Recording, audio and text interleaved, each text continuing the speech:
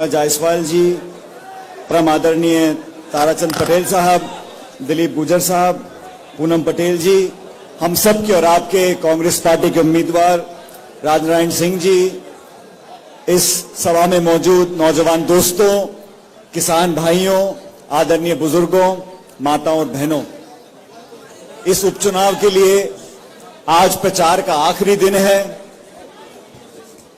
और लगभग 3 घंटे के बाद ये चुनाव प्रचार खत्म हो जाएगा। ये उपचुनाव हो रहा है 1 लोकसभा और 3 विधानसभाओं का। इस उपचुनाव से प्रदेश और देश की सरकार पर कोई बहुत ज्यादा फर्क नहीं पड़ने वाला, लेकिन ये एक अच्छा सुनहरा मौका हमारे आपके पास है कि जो लोग शासन में हैं दिल्ली और भोपाल में, उन लोगों तक संदेश पहुंचाने का ये बहुत अच्छा सुनहरा अवसर हमारे पास है।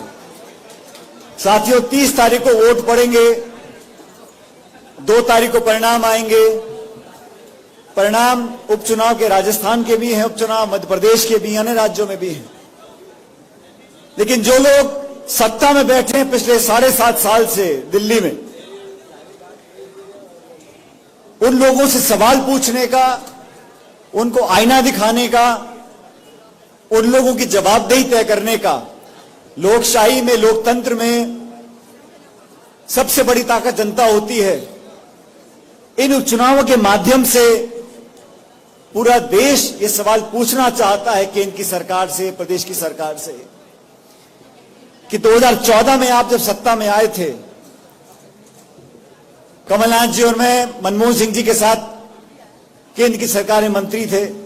10 साल तक हम लोगों ने काम किया और जब 14 का चुनाव आया, 2014 का, तो बहुत सारे वादे किए गए। उसमें सबसे प्रमुख वादा जो मोदी साहब ने और बीजेपी ने किया 2014 में, आज से 7.5 साल पहले, उन्होंने कहा था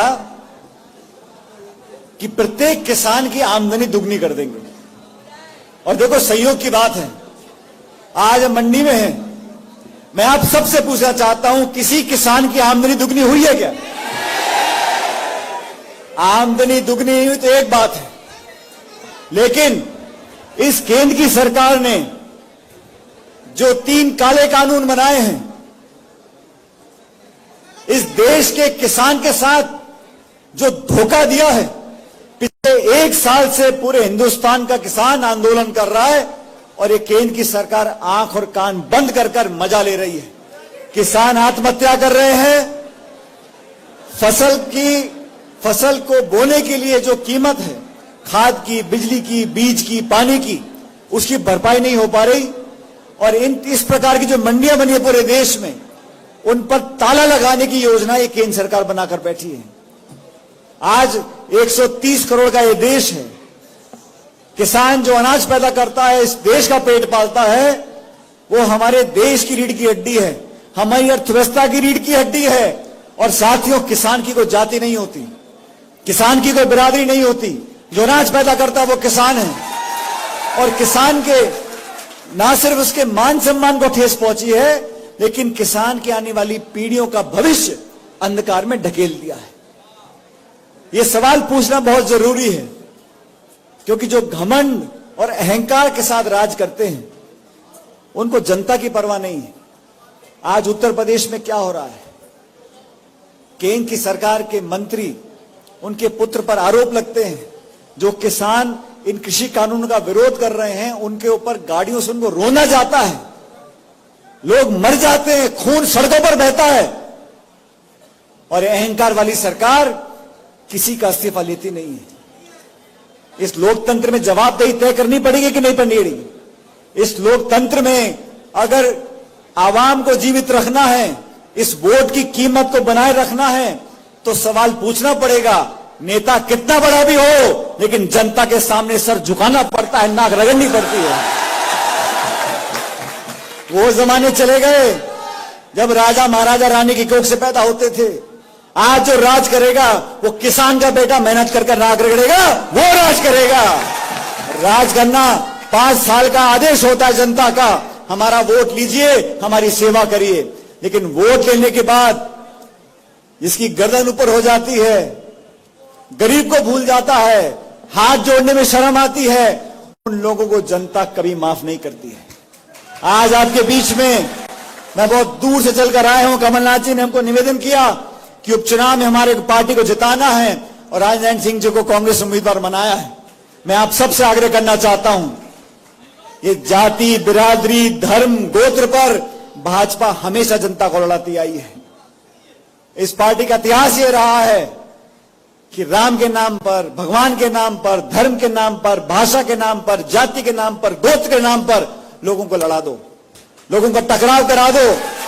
और कांग्रेस पार्टी का इतिहास रहा 130 साल से, चाहे कितनी परिस्थिति हो, कितना नुकसान झेलना पड़े, लेकिन लोगों को जोड़ कर रखा है। प्यार से, मोहब्बत से, भाईचारे से। इस देश की संस्कृति है, संस्कार है।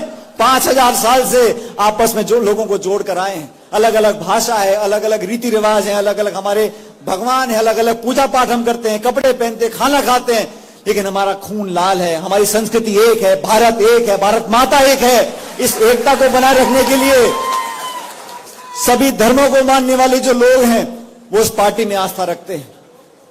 आज हमें देखना है, जो आज भोपाल में शासन कर रहे हैं हमारे मुख्यमंत्री महोदय, जब पिछली बार आप मुख्यमंत्री थे आपने किसानों पे गोलियां चलाई थी, नीमच में आधा दर्जन लोगों को आपने हत्या कर दी, उनकी मौत हो गई, उसका प्रायश्चित तो आपने किया नहीं। आप दोबारा गद्दी पे बैठ गए और फिर ना खाद है, ना बीज है, ना बिजली है, ना स्कॉलरशिप है, ना पेंशन है, ना कर्ज माफी है, सिर्फ भाषण है। और लचीले भाषण देकर आप कब तक वोट लोगे? हमारी सरकार केंद्र में थी, हमने कानून बनाया, रोजगार का कानून बनाया। इस दुनिया में 200 देश हैं, किसी देश में ऐसा कानून नहीं है कि रोजगार की गारंटी संविधान में लिख दी है। अब चाहे मोदी जी आए, चाहे योगी जी आए, इस कानून को कोई बदल नहीं सकता। 100 दिन का रोजगार हर परिवार को देश में मिलेगा, ये कानून हम लोगों ने बनाया था। शिक्षा का अधिकार कानून बनाया, खाद्य सुरक्षा का कानून का अधिकार हम लोगों ने बनाया। और इन्होंने क्या कानून बनाए? 3 काले कानून किसानों के खिलाफ बना दिए। अब निजीकरण कर रहे हैं, हवाई अड्डों का, रेलवे का, खान का, पोर्ट्स का, जो मिल जाए निजीकरण कर रहे हैं। पेट्रोल डीजल के दाम क्या हो गए? 116। पेट्रोल डीजल के दाम देसी घी से ज्यादा हो गए। गैस का सिलेंडर 950 रुपए का मिलता है। इस देश में खाद, बीज, बिजली, पानी, पेट्रोल, डीजल, सेब, सब्जी, आलू, जो सामान आप बाजार से लेने जाओ उसकी कीमत आसमान छू रही है। कोई जवाब दे रहा है आपको? किसी जिम्मेदार मंत्री ने आके दिल्ली से कहा कि महंगाई को हम कम करेंगे, अंतर्राष्ट्रीय बाजार में तेल का दाम कम हो रहा है, आप लोगों की जेब पर डकैती डाल रहे हो, आप किसानों को आत्महत्या करने के लिए मजबूर कर रहे हो, उद्योग बंद हो रहे हैं, रोजगार खत्म हो रहे हैं, महंगाई आसमान छू रही है। आप हाथ पे हाथ धरे अपनी फोटो खिंचवा रहे हो, विज्ञापन छपवा रहे हो, इश्तिहार छपवा रहे हो। आपने कहा जनसेवा करेंगे। मैं सवाल पूछना चाहता हूं, जब कोरोना इस प्रदेश में, देश में था, क्या हाल हमारे हुए थे? करोड़ों लोग बिलख रहे थे अस्पतालों के सामने। अस्पताल में बिस्तर नहीं थे, ऑक्सीजन के सिलेंडर नहीं थे। और जब टीका लगना शुरू हुआ तो कहा 500 रुपए का टीका लगेगा। जब विरोध हो गया तो कहा हम बहुत उदारवादी हैं, हम मुफ्त में टीका लगाएंगे। अरे भाइयों, इस 75 साल से जब से देश आजाद हुआ है हर टीका मुफ्त ही लगा है, ये कोई एहसान नहीं कर रहे। टीका लगाना, मुफ्त करना जनता पे उपकार हो गया।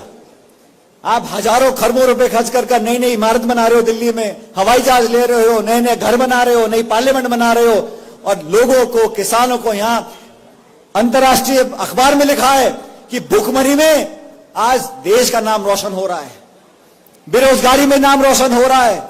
इन्होंने कहा था भ्रष्टाचार को खत्म कर देंगे। मैं पूछना चाहता हूं, मध्य प्रदेश में सरकार भाजपा की है, क्या हो गया खत्म भ्रष्टाचार? चंद पूंजीपतियों को पूरे देश की संपत्ति का सौंपने का काम आप कर रहे हो। गरीब और किसान आज तड़प रहा है, उसकी सुध लेनी है तो इस उपचुनाव में हमारे उम्मीदवार को, राजनारायण सिंह जी को जिताकर भेजो। और साथियों, हाल ही में जो घटनाक्रम इस विधानसभा क्षेत्र में हुआ है उसके बारे में बहुत लोग बहुत सी बातें बोल चुके हैं, लेकिन मैं आप लोगों को इतना बोलना चाहता हूं, यहां 8 विधानसभा क्षेत्र है लोकसभा में, 8 है ना। अब जो हुआ सो हुआ, लेकिन इस विधानसभा क्षेत्र में सबसे ज्यादा कांग्रेस को वोट कहीं मिलेंगे तो इस विधानसभा क्षेत्र से मिलेंगे। और मैं विशेष रूप से आपसे आग्रह करना चाहता हूं, नेता आए चले जाएं, लेकिन सच्चाई को हमें समझना पड़ेगा, उस विचारधारा को समझना पड़ेगा जो हमारी अपनी है। लोभ में, प्रलोभन में, लालच में लोग आए चले जाएं, लेकिन आप लोगों को 30 तारीख को इस हाथ के बटन पर बटन दबाना पड़ेगा और हाथ के बटन पर आप जीत दिलाओ।